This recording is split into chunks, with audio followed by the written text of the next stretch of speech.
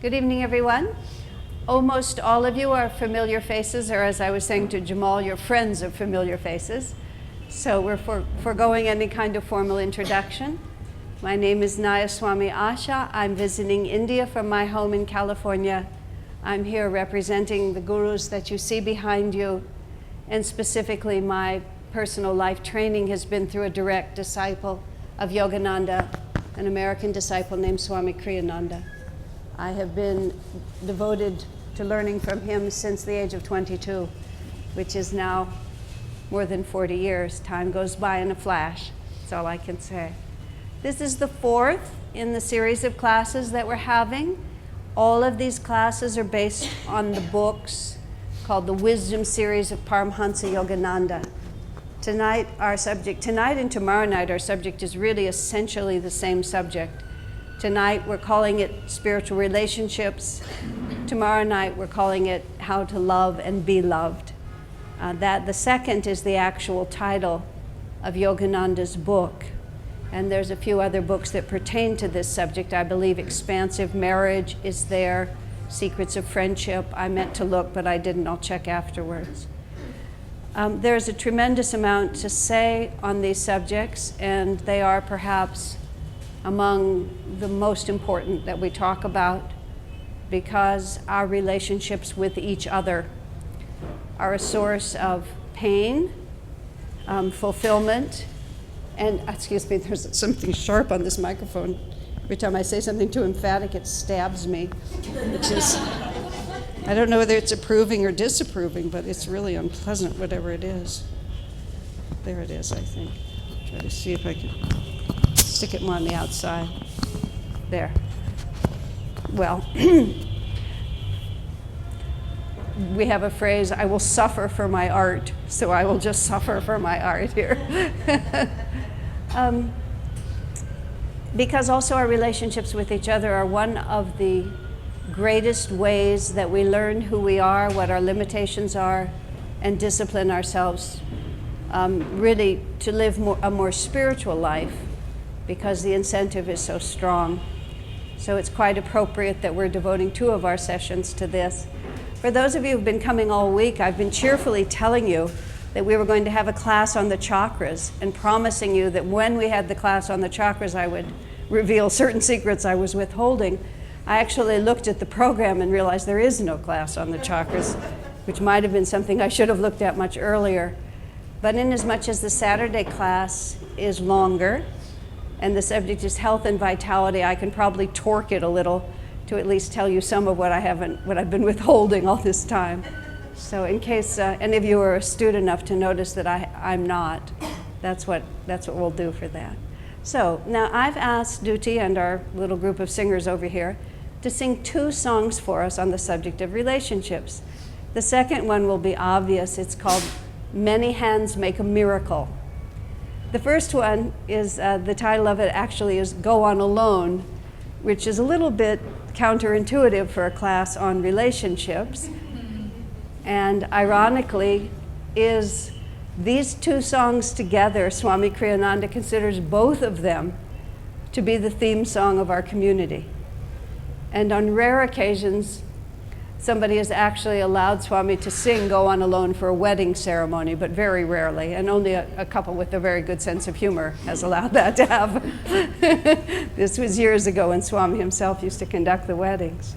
But in the course of my speaking this evening, I'll try to express why both of those seemingly contradictory songs are really the essence of success in our relating to other people. So without further ado, we'll do those 2 songs for you.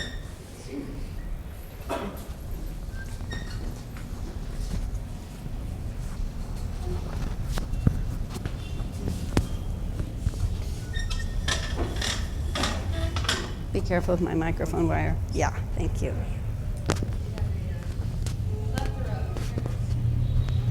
No, please. Just sing a song.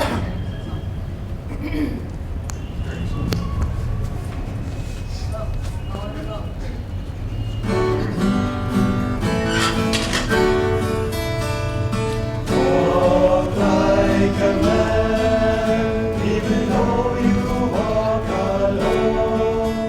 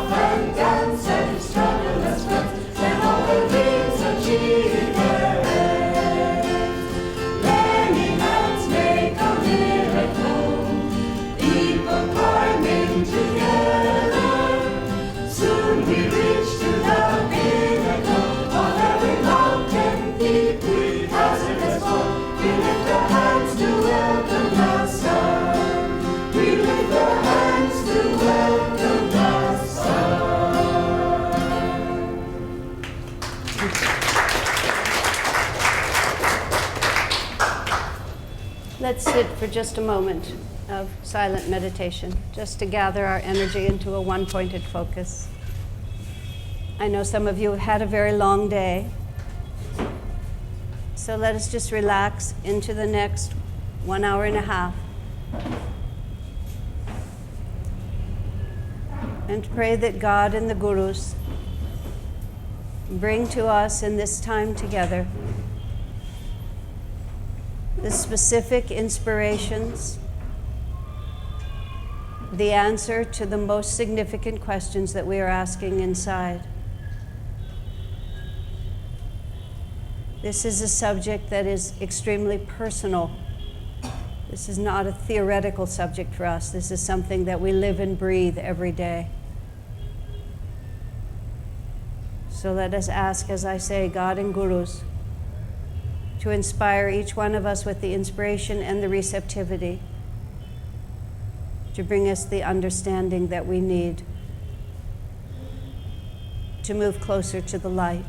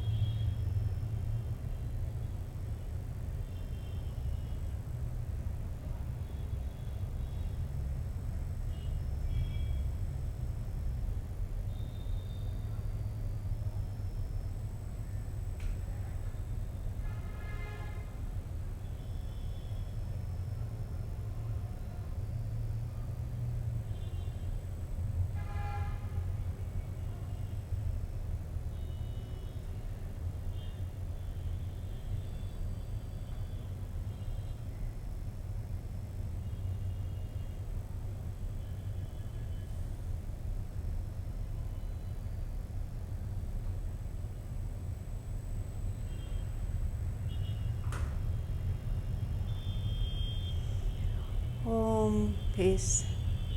Amen.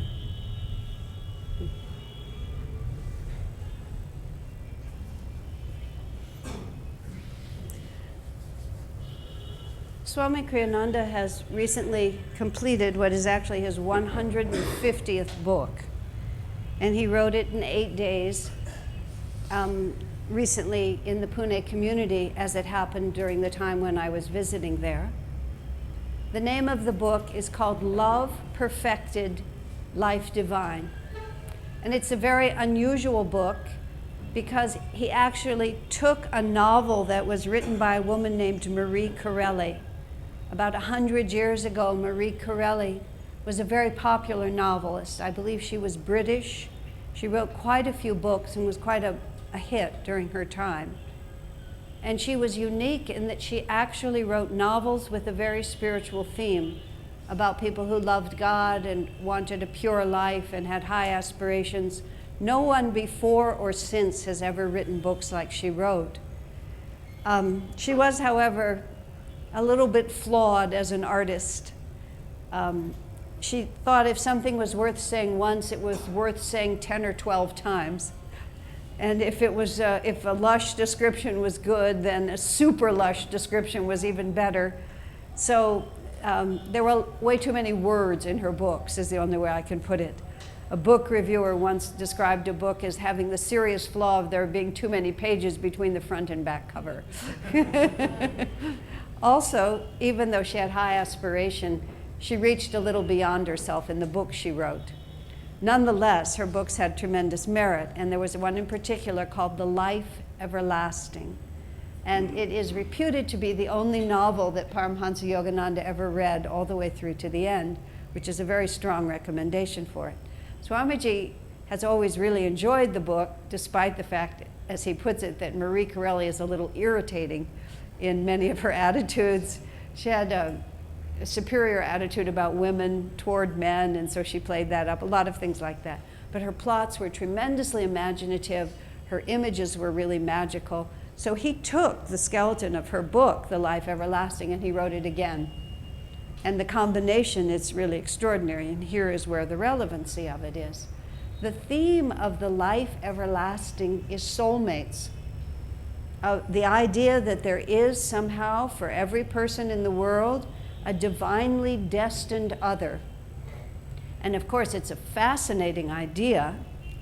And Paramhansa Yogananda spoke about the subject one time when he was commenting on the Bible, and there is the line that says, "What God has joined together, let no man put asunder."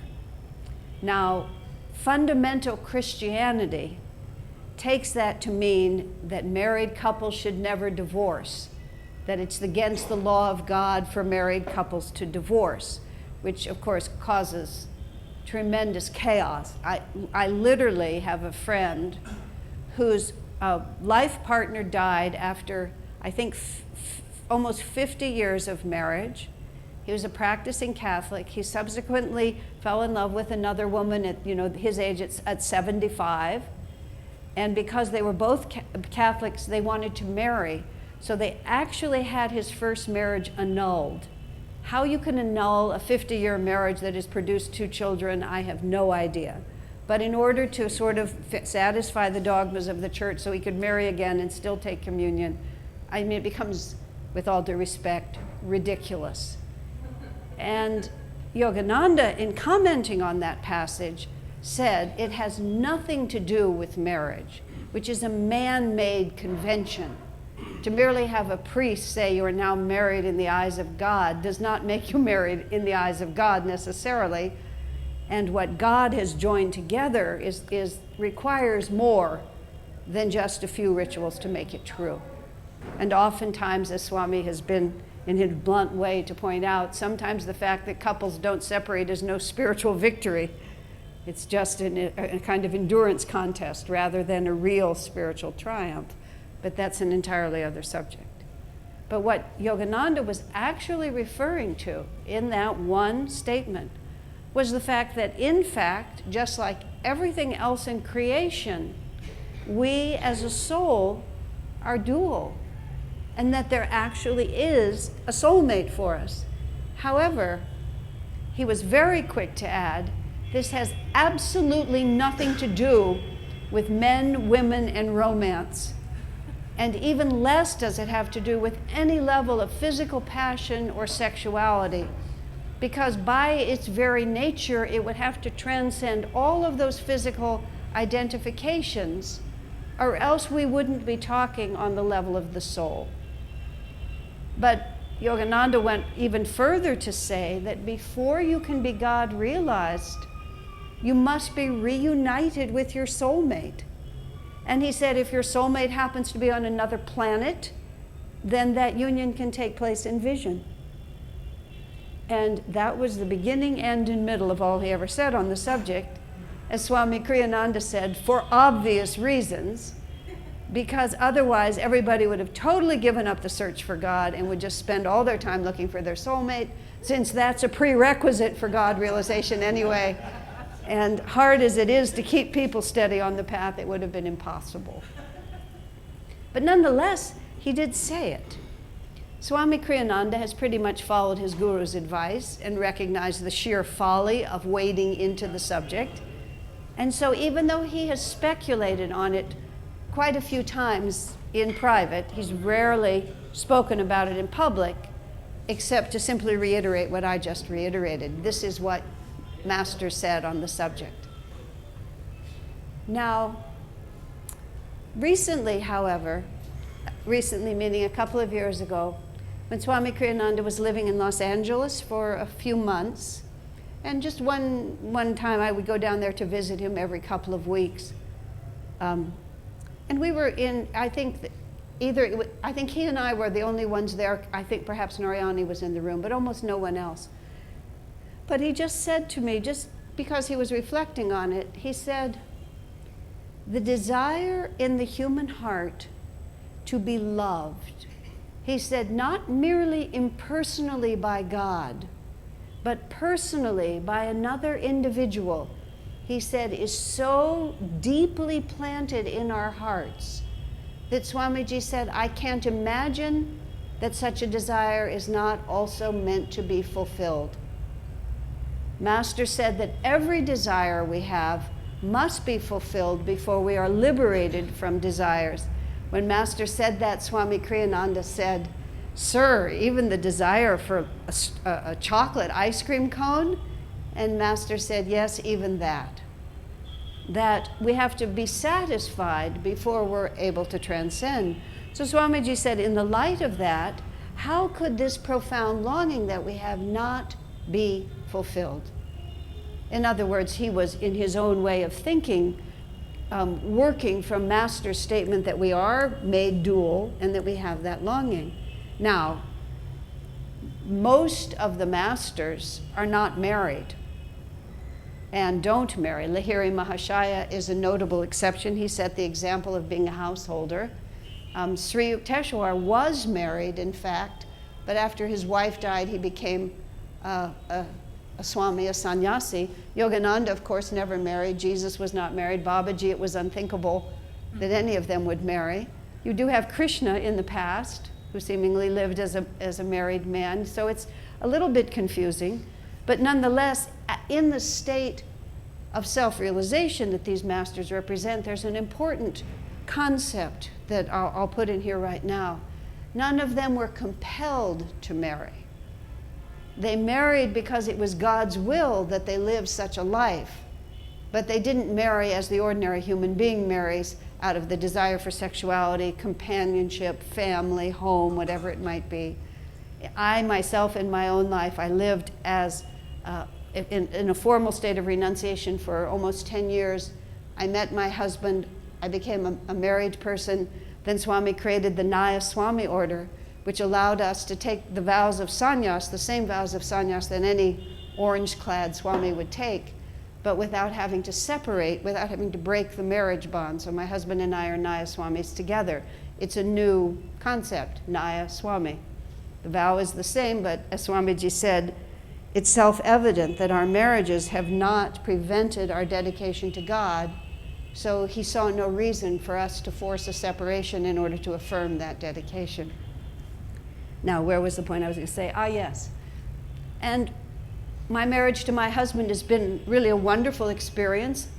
I believe it's helped both of us in our primary goal, which is to serve this work and to come closer to God. I don't believe personally I would have been able to do many of the things I have been able to do without the support that he's given to me.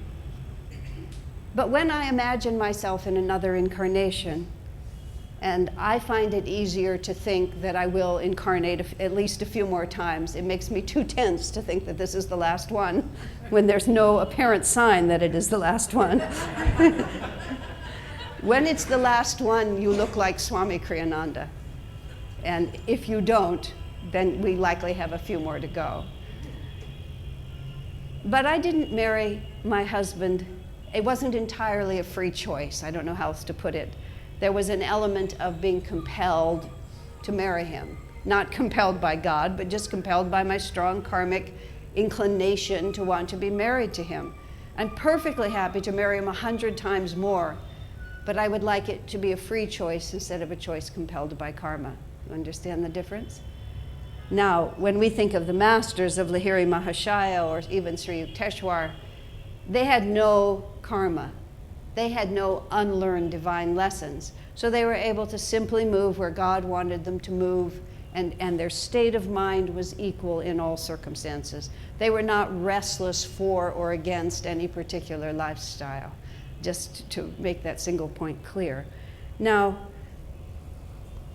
from the point of view, though, so the reason I was saying that is because even though there is this idea of duality, and even though Swami talked about that deep desire to be loved by an individual, we really must separate this from either lifestyle or romance or sexuality. I said that once before, but I want to say it again, because these great masters live the example for us And Master actually spoke of the fact that Babaji was his guru. He spoke of a previous incarnation in which he was Arjuna and Babaji was Krishna. But the relationship with Sri Yukteswar was also an exceedingly close relationship, and Sri Yukteswar was responsible for him in this lifetime. And there are hints, not clear hints, that perhaps the relationship between them was more of this that we're talking about, two halves of the same reality. And that's the union that brought them together again and again. That's something that Swamiji has merely just sort of thrown out as an interesting thought. The reason I say that is to break the thought in our mind that we must seek marriage, family, or anything like that in order to find that union. Our soulmate might be on another planet, and we can have the union be only in vision. Now, the reason I'm starting there, and then I want to go back to the Marie Corelli's book. Marie Corelli's story was about soulmates, but it was the most romantic, traditional idea of soulmates that you can imagine. She always wrote the heroine to be a lot like her.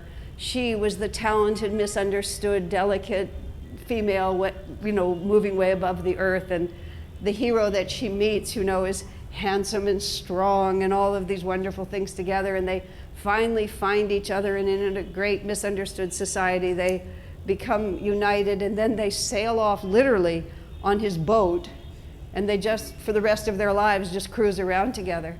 Swamiji has remarked, any two people who would be satisfied just to be alone together for the rest of their lives must be exceptionally dull and stupid to just be able to be completely content with just one other person. But she had elements of truth in her story, and this is what Swami pulled out. When they meet, even in Marie Corelli's story, they first have to go through very serious testing about their own inner strength and their own capacity to hold to the truth and their own ability to see a higher reality in every situation before they're able to have that union with one another. And the way Swami has written the story, and this book will be published within a month here in India, the way Swamiji has written this story, it's really about the soul's desire first for God, and once that attunement with God is there, the divine prophecy of Jesus, seek ye first the kingdom of God, and all these things will be added unto you. You see, this is why Master never talked about the subject. He taught, seek God.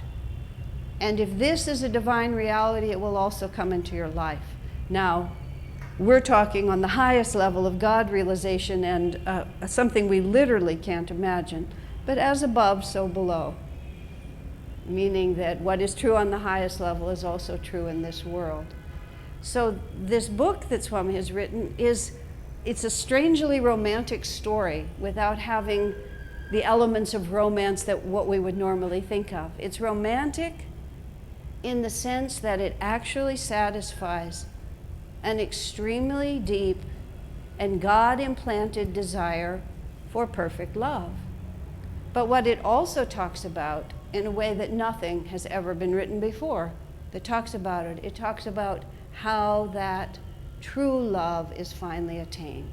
And in the plot, which is very, very creative, they have had many past lives together, and they have all these interesting elements about how every time some kind of selfishness, some kind of fear, some kind of egoic attachment, some kind of wrong understanding has just broken their connection time after time after time.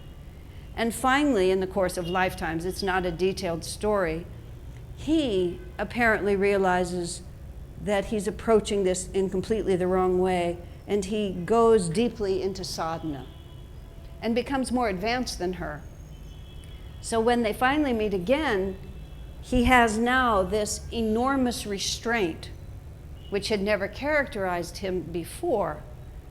And he recognizes that unless and until she also does the same kind of inner work that he has done, there's no chance of their union. And he's not going to allow himself to get drawn into the chaos that has been their relationship up until this time. So she then, profoundly motivated by the desire to be loved, bravely takes on this very difficult sadhana, and it is no surprise, she succeeds at it. And once she succeeds at that, both of them are standing in the same state of union with God. And once that union with God is there, harmony with each other is automatic. Now, this is a long and interesting story and a very absorbing read. I promise you, you'll love it. I had the opportunity to read it in manuscript form, and I was just glued to the book. I've told you that she succeeds, but it's not sure that she's going to. You just read it, you can't help. Because something about it just really speaks to the deepest part of ourselves, not just married people, not just romantic people, monks, nuns, everyone. Because the desire for perfect love is the desire for God. And it's deeply implanted in us. It's just, this is an interesting story and a way to get there. Now, I mentioned to you that when I first came to Ananda village, the lifestyle was monastic. And I was profoundly drawn to that lifestyle and really thought that would be my life for the rest of my life. Turned out I had an interlude before I came back to it. So I spent about 10 years with no expectation of ever having a relationship again, perfectly happy not to. And in principle, I never changed my mind. In specific, I changed my mind because David showed up on the scene, and that was pretty much, that was that. It was the end of my solitary life. But when people then ask me later, I'm having difficulty getting along with my husband, I'm not able to attract a partner that I want, if my parents are arranging these marriages for me or a marriage for me, nothing is working out. I'm not getting along with my coworkers, I'm not getting along with my brothers and sisters, with my parents, with my children, whatever it is. I say, become a hermit, live as a renunciate for 10 years. That's the best training that I can think of. So far, nobody has taken me up on it, at least not with that intention in mind. Sometimes inadvertently it happens, but I hope not. For all of you brahmacharis in this room, I pray that that's not the route that you have to take.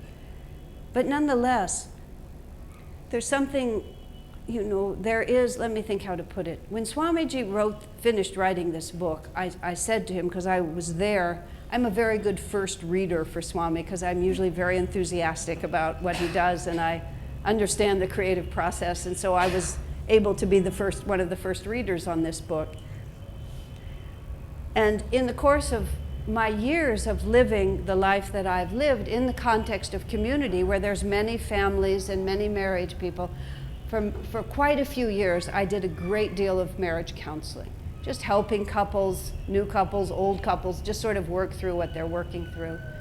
And when Swami finished writing this, I said, Swamiji, this is what I have been wanting all these years, because most of the time when people come to me, I don't even know where to begin, because everything that people think, especially about romantic relationships, but truly about almost all relationships, is just wrong. I mean, it's not even slightly misguided, it's just totally wacky. It's based on, in America especially, India is only recently becoming deeply corrupted, but I see you going down the same road really fast, where all these fictional romantic images are the images that people have in their mind of what real life is going to be. I actually had someone come once, told me that they were looking for a certain relationship, and then they described a certain movie that they thought showed them exactly the relationship they were looking at. I didn't know what to do. I took the woman's hand, I held it, I looked it deep into her eyes, and I said, that's fiction. Do you understand the concept? Fiction? That's made up. That's not real. It doesn't really happen. That doesn't exist. But we've lost, I don't think we ever had a profound understanding. Yesterday, a gentleman who was sitting there, I'm not sure you're still in the room, I don't see you here tonight, asked me the question about, he said that when he was growing up and in his life, there was a specific form of spiritual practice and religion, and he's finding that young people today don't have that form at all, and how are they ever going to find their way spiritually without all those forms gone? And then I talked to him about the fact that we're moving out of Kali Yuga, Kali Yuga is the material age in which things have fixed forms. We're moving into the age of Dwapara Yuga, in which energy is the defining reality. That's certainly what we see all around us. New forms of energy are the defining concept of the times in which we live. You know, everything is moved by more and more subtle forms of energy. We don't even understand them, we're just discovering them and using them. Well, one of the forms that's completely disintegrating is marriage and relationships, the roles of men and women, the way the family is structured. It's just all coming apart. I think it's coming apart faster in the West than in India, but it's still coming apart in this country to a large extent too. Women are being highly educated, trained for professions, and then have babies and are sometimes expected to stay home. And it's not a system that's really working all that well. Because we're moving into a time when people want to be guided, not by external forms, but by their own inner experience. And as a result, there's just no safe places for us to put ourselves, especially in regard to those relationships, but really in regard to the whole purpose of why we're drawn to each other and what we're intended to do. Now, until now, we've been able to impose upon ourselves the concept of family duty, duty to our society, all sorts of ideas that held people into these certain concepts. But even those we're watching all over the place are being disintegrated. People have begun to work for multinational corporations. These are the good jobs, and those jobs move you all around the country, and then those jobs move you all around the globe. And instead of living your whole life in these multi-generational family units, people are spread all over the world. The number of, in the temple where we are in Palo Alto, which is in Silicon Valley, we have a phenomenon that I find very dear. Many very talented, ambitious young Indians have moved to Silicon Valley. And then they have children, and then their parents come to stay with them for 3 months or 6 months. And often they can't find anything for their parents to do, and then they discover our temple. And so many times a week, these Silicon Valley executives will deliver their traditional parents onto our temple grounds. And they're so delighted that they found something in America that they like to do. So we always see them in there, oh, so what company does your son or daughter work for? And how old is your grandchild? You know, because we know exactly what the picture is. But nonetheless, we're all having to think and live in new ways. And this is the difficult news, but this is the good news. And you know, these relationships, whether we're talking love relationships, parent-child, child to parent, brother to sister, friend to friend, everything now is not about being able to define the form and have everybody stay in the form. Even if we want to, we find we can't help ourselves. There's this compelling sort of individuality that is just pushing through the consciousness of the planet, which is what Dwapara Yuga is about. It's about the energy, the individual energy of things, the true individual experience, not the structure as it's always been. So we're having to really start over and understand on a much deeper level, why are we drawn to each other? Now, assuming that this whole idea, this ultimate idea of soul union as a necessary stage on the pathway to God realization is possible, assuming, as I will assume, that what Swami has written in this book that he has just published is a true account of what is required of us in order to meet that final test of relationships to one another, we begin to understand what the pathway is, even from the beginning. And the two songs that I was singing today, Go On Alone, Walk Like a Man, you know, follow your dream, even though others are not with you, no matter what other people say, be loyal to your principles. You know, this is the first prerequisite, oddly enough, for success in relationships. Not in a selfish way, not I will do what I want regardless of what you think. But what happens to us when we get in close proximity with others is that we become confused by their vibrations, by their demands, by their conflicting values with us, by the unpredictable responses that come out of us when people crowd our, what we call our freedom or our individuality, by the way we actually respond, sometimes in ways we didn't even know we were capable of responding. I remember when my mother was in the last years of her life, and she had Parkinson's, and we fundamentally got along. In fact, we always had a positive relationship, but we didn't really have the same point of view about life. So I was dutiful to her, and she was fond of me, but it wasn't an automatic, intuitive closeness. And sometimes she annoyed me. And toward the end of her life, when she was somewhat weak, she just started down some particular track that had the capacity to make me impatient. And I felt this rising impatience in me, and I heard my voice getting more and more impatient with her. And all of a sudden I realized, that I was about to start yelling at my ill 83-year-old mother. And I was just horrified, absolutely horrified. And I just closed my mouth and left the house in order to gain some mastery over my inner reality. But my, that was interesting to me.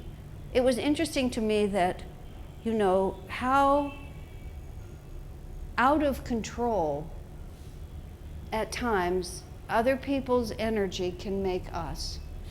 Now, I have also been blessed in my life with one, I would call it a perfect relationship. And it's not been from me toward him, but it's been from him toward me. And that's been my relationship with Swami Kriyananda, which in my particular case, because I've known him for so many years, and I've known him in circumstances long before he was world renowned, when we were really just a small group of people living together in this ashram, and access was very free and easy. Also, he kept at bay all the accoutrements of what his position in consciousness really justifiably should have asked of us, and just behaved in a very unassuming, friend-like way. So we were able to be very easy and relaxed with each other. We didn't have to stand up when he came in the room. We didn't have to be silent. We didn't have to stand when he left the room. We were just friends together. And what I learned from him, from his example, is what a truly unselfish relationship looks like. And it's been the measure for me of every other relationship that I've observed or been part of ever since. Swami Kriyananda's relationship to us is very simple. He is interested in our well-being. And his only thought is what will help us. And the way he wants to help us is to help us to grow closer to God. But he's not averse to helping us with other things that we might be interested in along the way. So it's been a very relaxed, and what way are you trying to go, and how can I help you get there? And there has never been from him the conflicting force of needing something from us, because his contentment in his relationship with God has always been so complete that he's been able to be, as I say, completely other-oriented when he relates to us. Now, many people have the thought of being like that, but it's not based first on an inner relationship with God. So it's the idea that, well, I'm not important. If that's what you want, that's what I'll do. I'll sacrifice myself for you. It doesn't matter what my interests are. It doesn't matter what my well-being is. And even though that looks like an unselfish attitude, the difficulty with that is that it lacks proper balance from an objective point of view. Because it isn't as if your children's welfare is really, in the divine scheme, more important than your welfare, or that the sacrifice of your appropriate well-being for someone else will actually bring about the result that you want. There's a principle of Ananda which is, where there is dharma, there is victory. And the secret of right relationships that has taken me a long time to learn is this word that Swami used, which is called impersonal. And impersonal means that we simply look at things objectively without coloring them by our own preferences and desires. So that means, for example, that if somebody is making inappropriate demands of you, it's not more spiritual or selfless for you to go along with them. But an impersonal analysis of it says, that's really an inappropriate demand. And even though I might be perfectly capable of going along with it, it's not dharma for me to do so, because it's not righteous for me to do so. And sometimes when we're too personal in our relationships, we become inappropriate. And what I've seen with Swami Kriyananda is because his connection to the divine is so strong, he's able to just see what's going on around him, and the word that he responds with is he's always appropriate in his response to us. He's appropriate in being able to evaluate what will genuinely help people progress, and if it will genuinely help people progress, he's free in his heart to be able to do it. And if it won't, because the desire is inappropriate, he just can just as easily not go along with what you want. But it's always done from this impersonal point of view about what will take everyone in the situation to God. Let me pin this down to a more specific situation. There was a woman that I knew who was very selfless in her nature, but she was more selfless than she was able to sustain. And she was part of a working team within one of our communities, and they always had to make complicated schedules about who would cover what areas and when they would take time off and what they would do. And in her desire to be generous and helpful, she would always promise to do more than she was actually able to do. So when the time came when she had to keep those promises, oftentimes she was ill or tired or just unable to carry it out. And the chaos caused by that was far greater than if she had just said at the meeting, this I can do, this I can't do. If instead of trying to be, put forward the image of being selfless, she had just been impersonal about her strengths and her weaknesses, then everyone at the table could have simply seen, this is what the realities are. Those who have the strength to come forward will, those who need to be supported will be supported, and we'll all together work this out. Now, in order to become clear enough to be able to actually know where you stand on these issues, this is the work that really makes it possible for us to have those kind of relationships. When I married my husband, I have a profound and everlasting aversion to housework. It is just simply that I cannot, as I put to him, I cannot ever imagine vacuuming or vacuuming a rug or cleaning a bathroom. Now, in India, you can hire people to do these things, which I think is a fabulous system. In America, it's a little bit harder to do, although we've managed to do it. But when we first got married, I said to him very simply, I'm going to be a really interesting life partner for you, but I doubt if I will ever clean the house we live in. I will get an extra job to pay for somebody else to do it because I just can't bear to do it. And he was very nice about it, and he's very physically energetic, and we just had a little house, and he said, fine, I'll take care of it. So for many years, he really did. He just took care of the house, and that was just fine with me. I didn't mind a bit. And then at one point, he asked me, and he asked me extremely appropriately in just the right tone of voice, at just the right moment, if I could perhaps help by scrubbing out the bathtub every once in a while.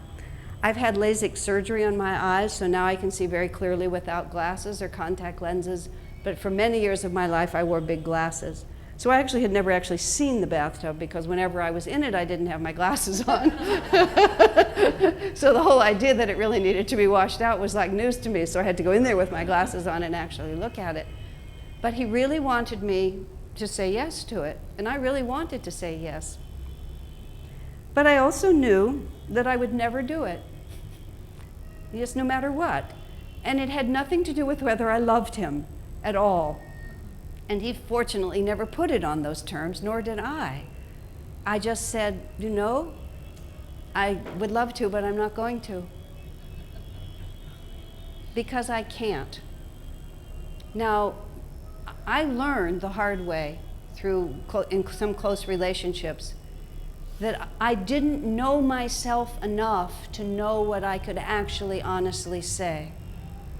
And this is one of the most difficult things that happens in relationships, is that we make promises that we do not have the money in the bank to pay. We don't have the karmic strength, we don't have the emotional clarity, we don't have the selflessness, we don't have the energy, whatever it is. And part of what I've seen in Swami Kriyananda that is so remarkable, and of course he has an intuition that we all must strive to acquire, that he already has. He knows what to appropriately ask of you. And because he has nothing at stake, he doesn't need to ask more of us than we're able to give. In one particular situation, he asked of me something that he said strongly was really for my spiritual welfare, and I actually believed that it was. But it proved more than I could do. It was just as simple as that. And so I was in a very awkward position of him having asked me to follow a certain line of behavior, and I was, unbeknownst to him, not doing that.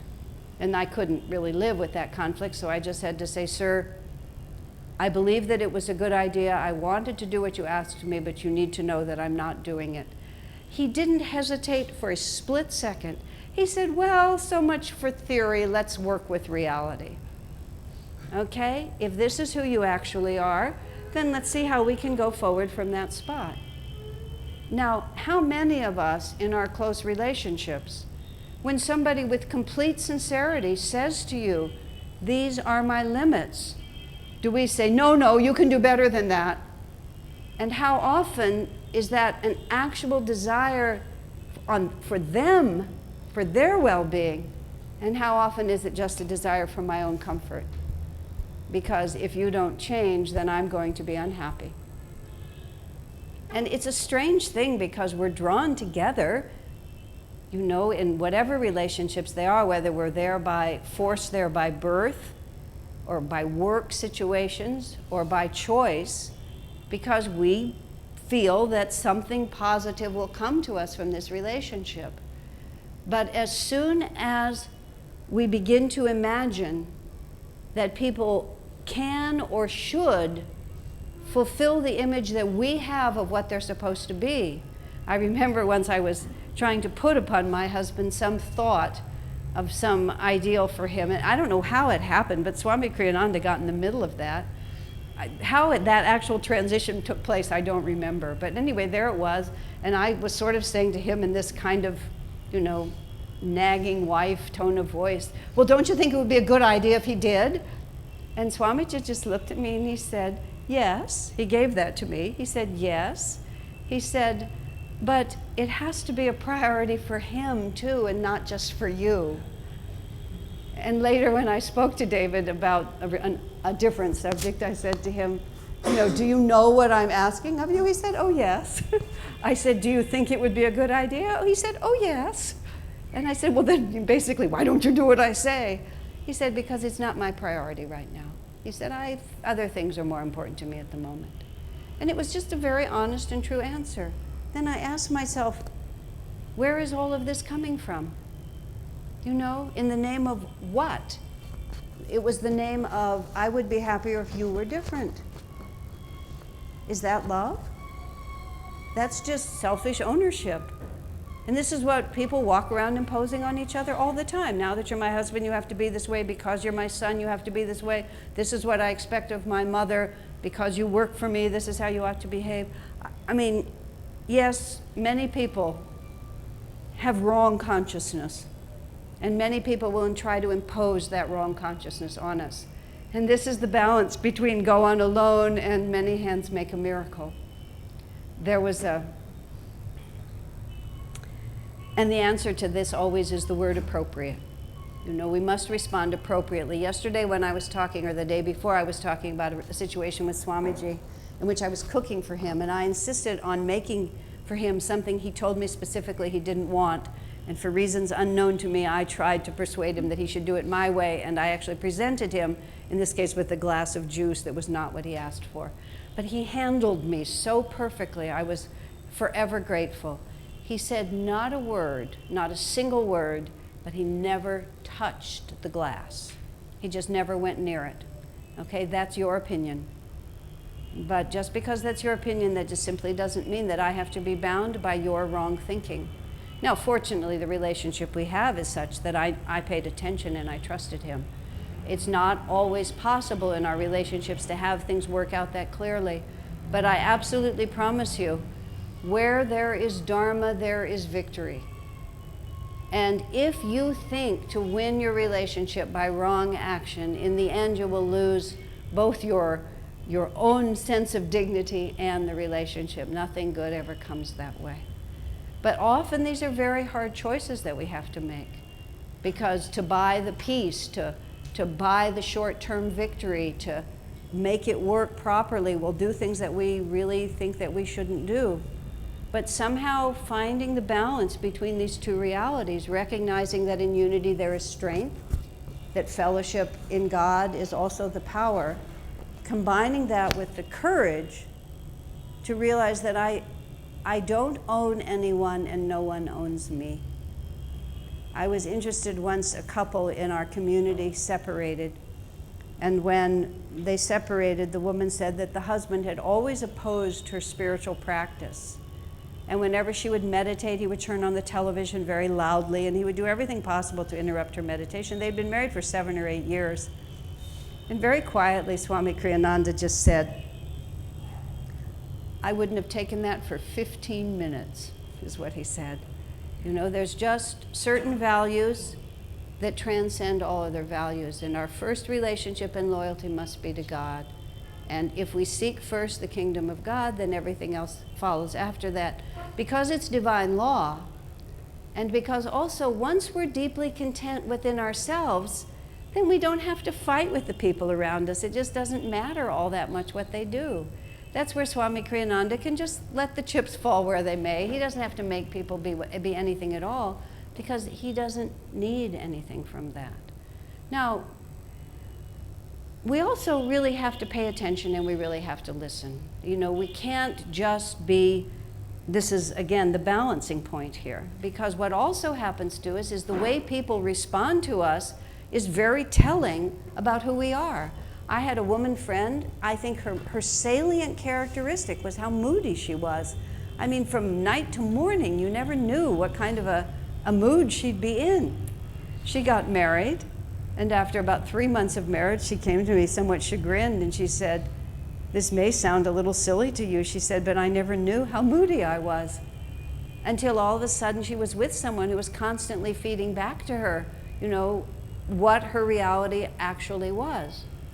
So the kind of divine interactions that I'm talking about also have to be based on the same impersonal willingness to actually listen to the feedback that you're really getting.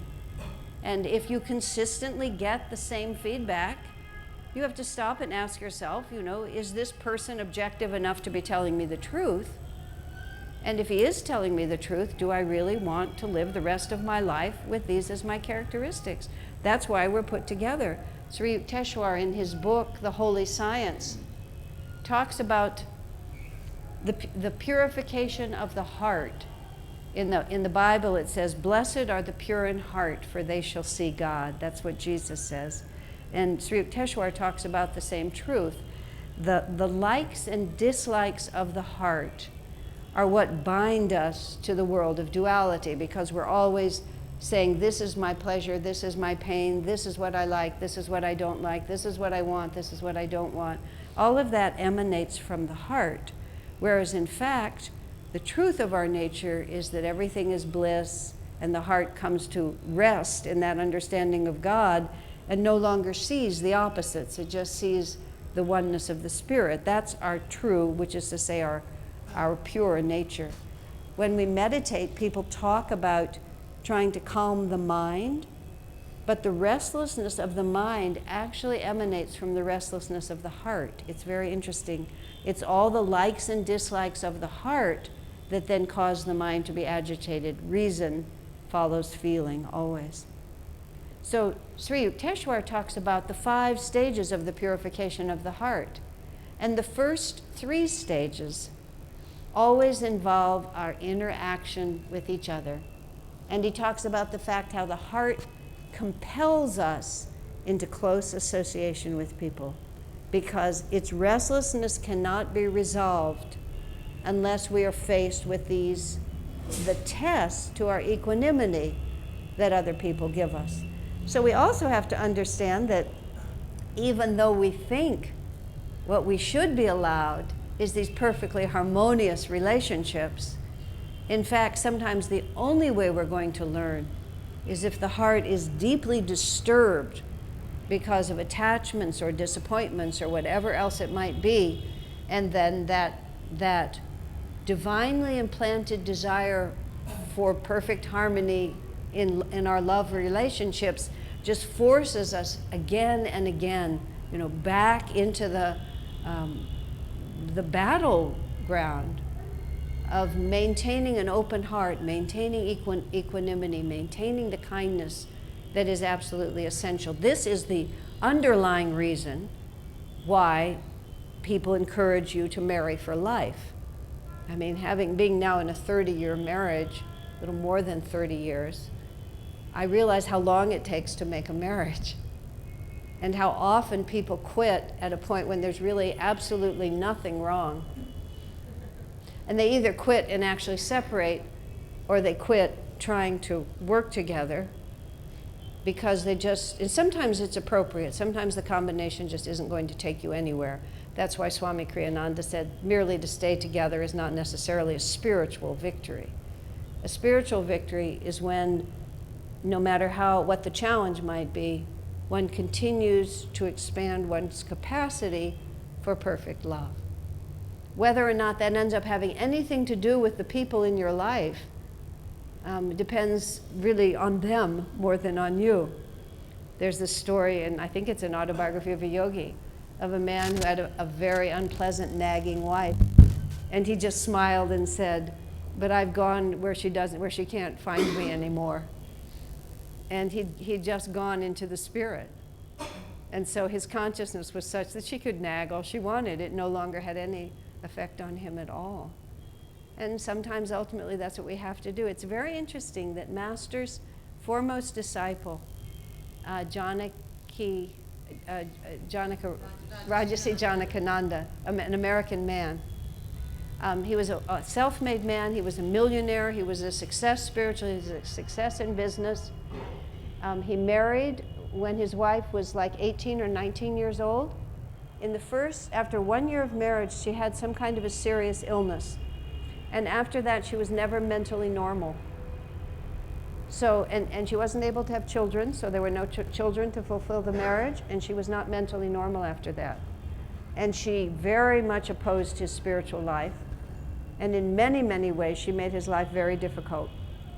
And all Master said was, "Oh, you were given that wife to teach you patience." Just like that. It was very interesting. And what's also interesting? Master Mahashaya M. and the Blissful Mother in The Blissful Devotee, an autobiography of a yogi. I read in a book of biographies of Ramakrishna's disciples. His wife also was mentally unbalanced. Isn't that interesting? 2 extremely great souls that were both close to Yogananda in his life. Their destiny was to take care of a partner who was no partner to them because of their own inabilities.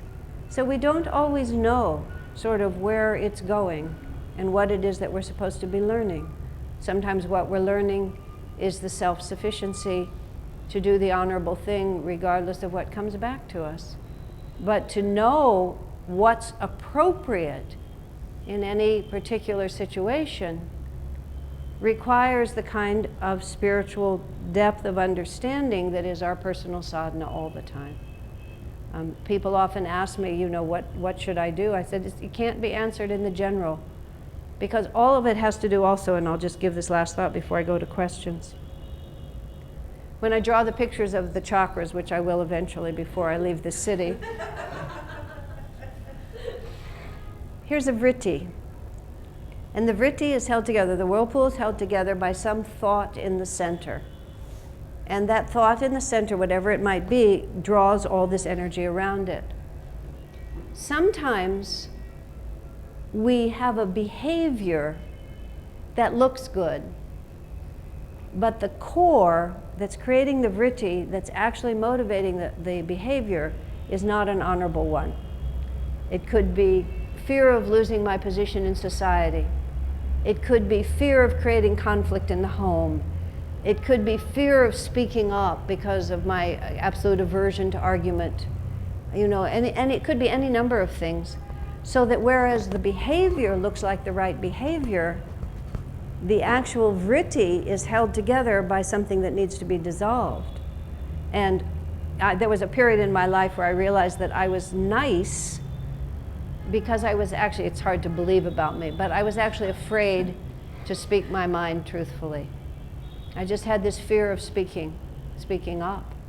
So as a consequence, I was so harmonious and I was so nice, but I wasn't really harmonious and nice. I was scared to death. And compulsion versus freedom, that's what we're really working with here.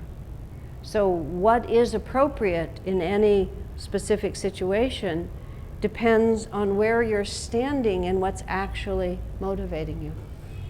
That's why selfless service, self-sacrifice for one person may be a very appropriate forward-moving action, and for another it may be the exact opposite of what will actually lead them to spiritual growth. This is the exquisite, interesting, and ever-challenging reality of these relationships. And having watched Swami Kriyananda through the years understand people so exactly and treat people so individually is what's really made me realize, you know, how different this can be. There was a situation, this will be the last story before I ask questions. There was a situation in our community once, this was many, many years ago, when about 5 people, all in key leadership positions, became very confused with each other. And there was a lot of misunderstanding and a certain amount of ill will. And Swami gathered everyone together. And I was a peripheral participant. I wasn't actually one of those involved, but during those years, Swamiji would often have me in situations that I didn't really belong in because he was educating me about himself so that I could write about him. This I understood only later. He was showing me how he operated so that I would understand it. But with those 5 people, he went around and to each one he said something that was true. But to each one he said just as much as they were able to understand. And then, quite inaccurately, but with full knowledge that it was inaccurate, he put most of the blame on one person, who actually wasn't really the primarily at fault. But he was the individual who was, one, able to take it and would apparently benefit most from taking the blame. And the others he touched lightly. But they weren't going to hear it, so he just touched it lightly, and then he just let it all the weight fall on one person. Afterwards, I was talking to that man. I mean, we were enjoying it very much. Look, you know, I guess he has a lot of faith in you because he's letting you carry the whole weight of responsibility for this. And this is going to be the end of the story. Because it's not how we behave, it's what we're really trying to work out inside ourselves. So we have to be very respectful of these realities and not allow our intimacy with people to cause us to lose track. That's the other thing that really happens, as one of my friends said, if you live too long with people, you begin to think of them as extensions of your own mind, and you forget the degree of karmic and divine independence that they should have and the respect that they should have from you. So, questions or thoughts about this? I was just wondering, you know, you're talking about this intimacy, like in the intimacy relationship should not cloud the dharma. We should do dharma in whatever action we do. But sometimes, can't it be like that dharma is very relative? What is dharma for me might be selfish for somebody else almost. So Yes. I mean, how does one, you know? The only way you can really know how to behave in relationships is if you spend a great deal of time, and I mean by this a great deal of time and energy, trying to come to an honest understanding of who you actually are. If you don't know yourself, you will be in chaos with the people around you all the time. And if you are in chaos with the people around you all of the time, it's often a clue that you don't really understand your own motivations. And before you work too hard with other people, you need to really stand back and ask yourself. I mean, I don't know you personally, so I can't be speaking, to you exactly, but I'll talk in principle. What is my real reason for asking this? Is it really selfless, or does it just make me so uncomfortable when they behave this way? Am I embarrassed by their behavior? Do I feel their behavior threatens the welfare of the family? Do I think that it's dishonorable what they're doing and I want them to stop? Am I nervous when anybody moves outside of the boxes I've set for them? Where is the impulse to act and respond really coming from? Because people have an amazing instinct with each other, and they can tell when you're acting like it's for their welfare, but it's really about you.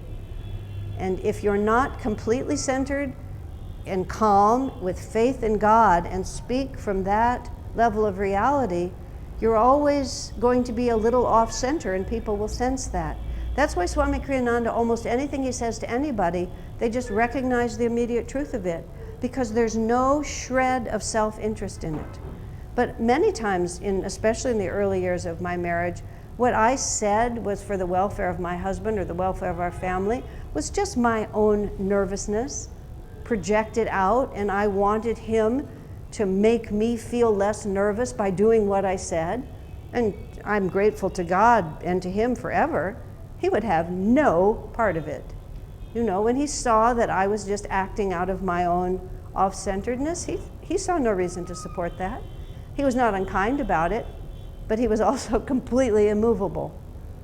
And then I would just find myself kind of panicked against nothing. Fortunately, we didn't fight.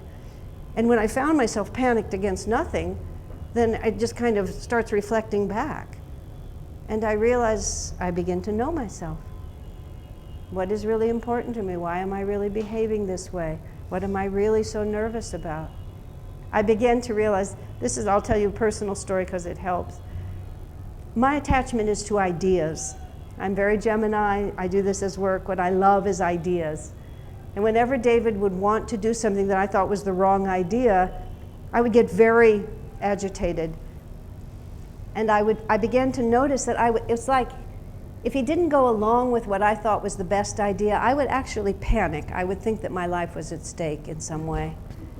And the pitch of my voice would elevate and the speed would increase. And I began to hear that tone of voice. And that was the first clue to me, just to understand myself. Whenever I heard that tone of voice, whatever I was saying was wrong. No matter how persuaded inside my head that it was right, I knew it was wrong, because I could tell from all of that it was wrong. Actually, Swamiji says, very simply, the secret to harmonious relationships is courtesy. Whenever you're behaving in a rude manner, you're wrong. He also said, pay attention to the tone of your voice. And whenever you feel that tone shift into that anxiety, into that panic, you see, the other thing about it is, and this is so practical, it won't work. What you're trying to accomplish won't accomplish what you're trying to accomplish. Because people are going to defend themselves against what they know to be is really just your effort to impose on them your concept. My young nephew said to me, it was great, he said about my sister, his mother, who's a wonderful woman and a great mother, and I'm not going to absolve him entirely of responsibility with this statement, but he said, my parents think that if such and so happens, it will be a problem. So they always don't want me to do that or this or that because they think something might happen. They don't understand that I have a lot of energy, I have a lot of creativity, and I think it's just a good adventure. And in fact, he was right. I remember my father trying to stop me from something I wanted to do when I was 18 because he predicted certain catastrophic results, all of which happened. He was absolutely right. But for him at his age, those were very serious problems. For me at my age, they were just the adventures of my life. And well-meaning, but misplaced. And because they were both dramatic examples, I've really watched it in peer relationships too. Is this really the truth of their reality, or is this my comfort that I'm trying to impose on them? And it's almost always in your tone of voice. Does that help at all? Tone of voice definitely helps. That's Tone of voice is, yeah. If you're saying it in that tone of voice, it's not going to work, and you're wrong. You're wrong inherently because your magnetism is off, and you're motivated by something that's off-center in you. Even if you're right on the facts, you don't have the magnetism to create what you want, so save your energy. Okay? Any other questions, thoughts? Yes?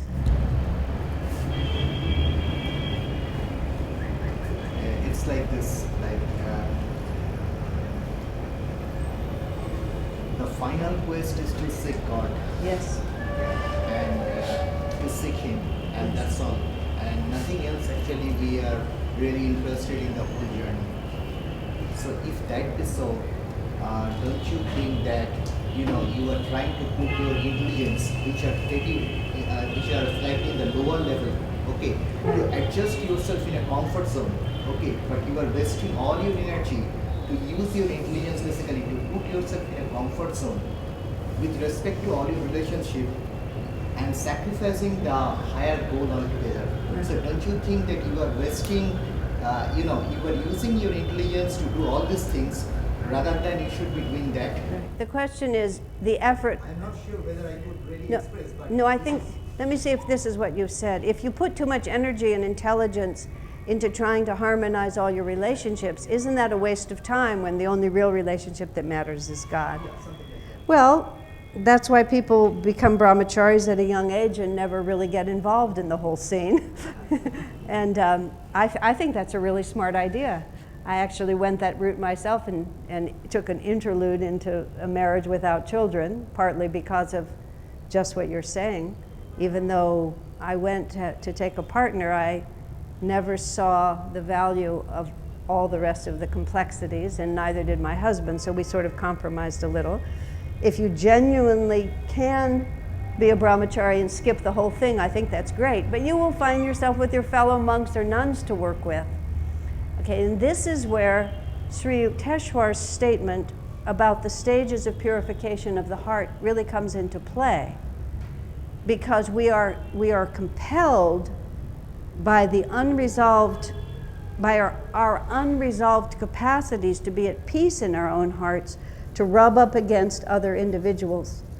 And the necessity to work those out, if we work them out in this way, if we work them out only, these are my psychological needs, these are yours, these are my social needs, these are yours, this is our family arrangement.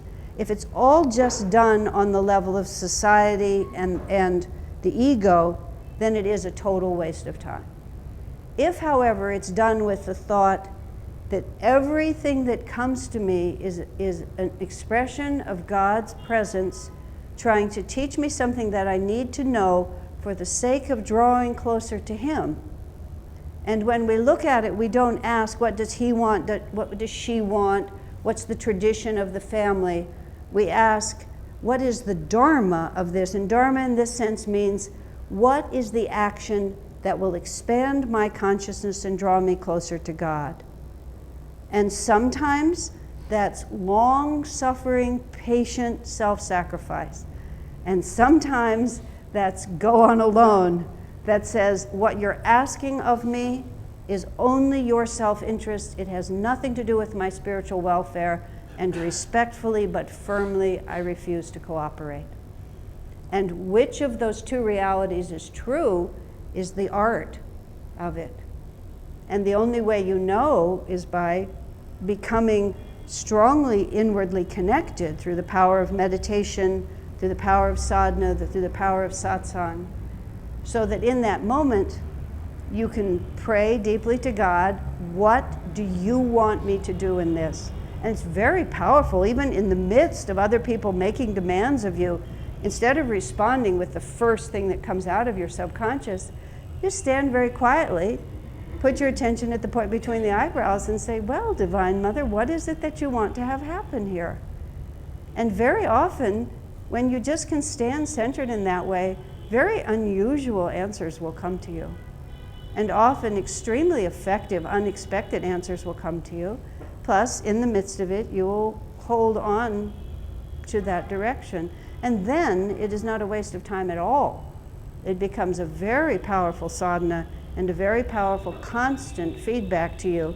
Otherwise, the danger of renunciation, which sounds really nifty, is that you just become very isolated and you learn nothing. You restrain all of these energies, but you don't purify them, you just restrain them. So family life, renunciation, it's just a coin toss depending on how you live it.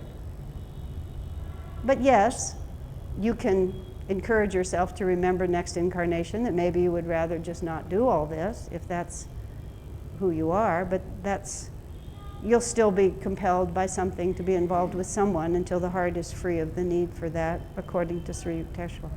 Does that make sense? Yeah, partially. It's not an easy question, but it's a good question. Yeah. All right. Anything else? We have time for one more. Yes, Shumakshi. Asha ji, Swamiji has this relationship with Master, which, which is now inward, and he feels Master within him all the time and guiding him, whether it's writing books or answering questions, all of that. And, when we're in Swamiji's physical presence, a lot of times we feel bliss, we feel a sudden clarity, a lot of questions disappear. But, do you have any suggestions for how we can have a strongly developing internal relationship with Swamiji, so when he's not physically there or in the room or in the body, that, you seem very tuned into him, and I was wondering if you have thoughts on that. Well, his consciousness is not and never has been defined by the presence of his body or limited to where his body is, nor is being next to his body any guarantee of receiving the vibration of his consciousness. So one just has to start with the realization that these great souls are as present as we want them to be. Yogananda Master said, "To those who think me near, I will be near." So if it's important, if you're in love with someone, you don't have to try hard to think about them. When a mother or parent has a new baby, their mind is always on the baby. Their mind never leaves the baby. You don't have to say, oh, remember you have a baby, you can't forget you have a baby. Now that's a spontaneous fact, but it's an indication of how attention follows desire. So if one has a desire to be close to anyone, especially a spiritual person, you surround yourself with elements of that consciousness, and as much as possible you avoid those things which distract you from that consciousness. People are always bringing me books, often bringing me books. Oh, this is such a great book. It's almost like Master's teachings. I think if it's almost like Master's teachings, why would I want to read it? When I can actually read Master's teachings. So I don't read other teachings. I just read Swami's books. I read Swami's books over and over. I listen to his voice. I listen to his music. We have, it's not like this is obscure. We have an enormous wealth. And so it's not really that mysterious. Just as a kind of constant practice, just study and refer the situations of your life to the things he says and he does, and the things that Master does through him. And it's the way you solve problems. It's a little bit like the question I was saying to you, sir. It's like we take every situation of our life and use it for our real goal. And so if our real goal is God realization, and we find ourselves in a family with lots of relationships, we try to use all those relationships to be an instrument of the divine and to receive the divine from them. And so they're not a distraction because I'm always trying to be an instrument. If I'm always trying to be in tune with Swamiji's teachings, I try to solve every problem by trying to think, how would he handle this? I try to read his books and think about how they would apply to my life. I keep reminding things around me, and it just becomes perfectly natural. It's just the way you think, because you practice it that way instead of letting your mind get drawn in lots of other directions. Does that help? It's not really mysterious. It's just actual. Wherever you put your attention, that's where your consciousness develops. Yeah. Yes. You talked about soulmates. So is it just one soulmate or do you have many soulmates? Well, the word soulmate is a very inexact word in English. And so people use it, people toss it about in many ways. And many people talk about soul relationships, soul companions, soul mates, soul partners. And they're giving meanings to these words. I have no way of understanding this myself, so my whole discussion about soulmates was based on what Yogananda said and what Kriyananda said, because I have to take spiritual authority on this. I can't. Now, is it obvious that we have soul connections with many people? Well, self-evidently, some relationships are superficial, some relationships are materialistic, some are spiritually deep. So I think if we clarify our vocabulary, the conversation gets less confused. What Yogananda spoke of was a from manifestation, a duality to every individual, that every individual is a pair. On a level, as I said, that we can hardly even conceive of what that means. And before you merge into God, that pair comes together. But whether or not we're stumbling across that person in many incarnations, it seems possible and probable that we would. But yes, we're talking about a singular partnership. But the power of that must be so different than anything else that we experience. But I really just have to say, wow, isn't that interesting? In the Patanjali Yoga Sutras, he talks about 3 ways of knowing things: direct experience, inference from that experience, and valid spiritual authority. On this one, I'm going to go with valid spiritual authority. I don't trust my direct experience or my inference from that. But that we have connections on many different vibratory levels with people is self-evident. So however we vocabulary that would have to be the truth. That's why Yogananda never talked about this. And that's why I think it's amazing that Swami has waded into the water with this new book, because it's a can of worms for sure. It's very interesting. Well, all right, friends. Sorry, I'm being rude. That's all right. I'm about to close up the class anyway, so feel free to depart. Thank you all very much. Tomorrow, we actually go forward with this same thing. Unless I turn it into a class on the chakras, we'll see what happens tomorrow. Okay. God bless you.